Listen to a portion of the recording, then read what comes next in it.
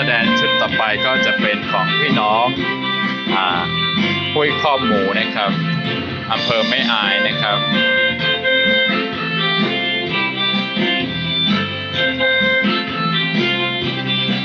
นี่ก็จะเป็นทีมของอนุชนนะครับที่อาจารย์แอร์ซอนั้น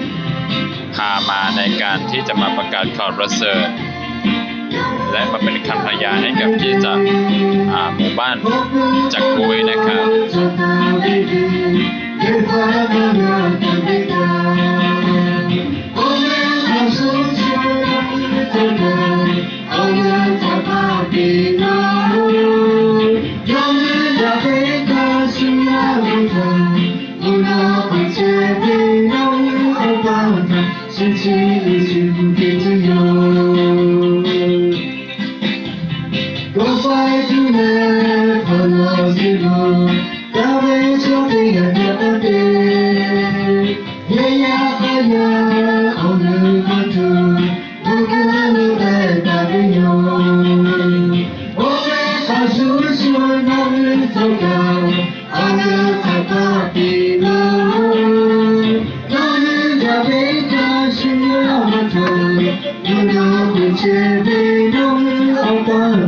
世界一切无比自由。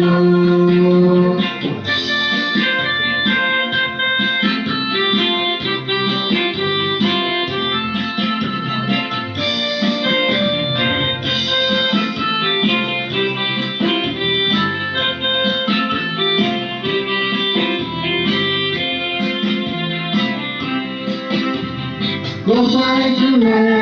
好的幸福，把每小病的告别，也要还要红日的苦，无辜的得到理由。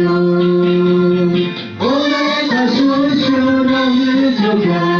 我们找到的路，让日的黑它是要多长，不能被决定，让日好大家。世界已经无比自由，我们把诉说让日走高，我们找到的路。